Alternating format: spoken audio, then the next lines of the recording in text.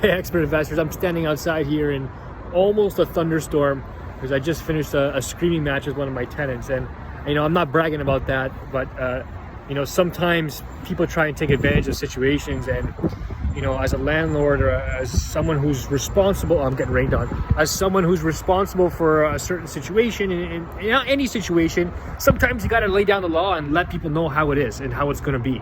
And that's what just happened to me. And,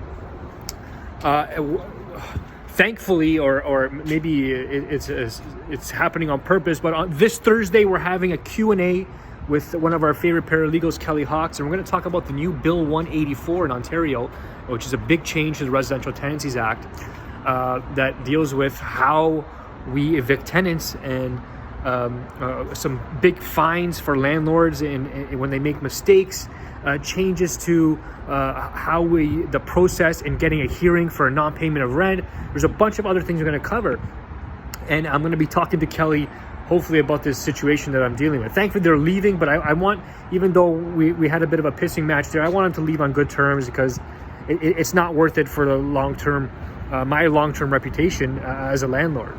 But and I'll leave you with this. Really, the point of this video is to remind you about the Thursday Q&A.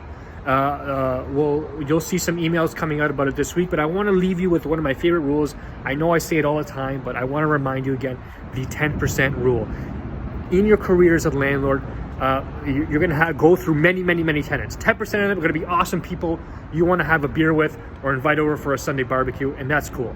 And 10% are going to be like some of the people that I'm dealing with right now, that I just got off the phone with. And they're not bad people. Honestly, they're not. And they might move to another situation, another apartment or suite, and deal with a new landlord, and they might be their top 10%. I don't know why there was so much friction, but there was. But 10% of your tenants are going to be the people that you have all the bad stories from. They're going to be the source of all the issues you have. And most of the people are going to fall somewhere in the middle, and you're probably going to forget their name, and they're going to forget your name the day they move out.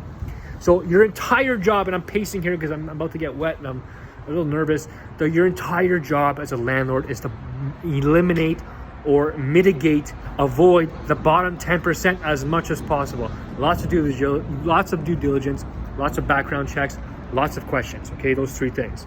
That'll help you find that top 10%, or at least get those people right in the middle that you want. But like me, I did lots of due diligence. I've been down this road before a bunch of times, believe me. I did lots of due diligence when finding these people, and still we had problems. Nowadays, these kinds of problems are rare for us, but they still do happen. So no matter how good or you think you are, or how experienced you are, this crap's gonna happen. But as a landlord, you get paid to handle this kind of crap. So stick with it, be respectful, don't lose your patience like I just did. And believe me, you're going to come out on top, because holding the property and over the long term is going to provide you all that wealth, all those goals that you aspire to be.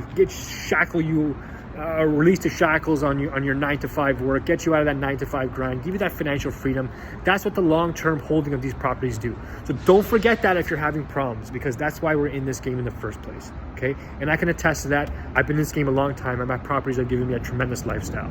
Okay, if you have any questions about landlord problems, shoot me a message, shoot me an email, shoot me a text, shoot me whatever you want, make a comment. I'll get back to you, because I promise you I'm there to help the landlords. And make sure you're on the Q&A this Thursday, 12 noon. Look out for the emails. Get on our newsletter. Talk soon, everyone.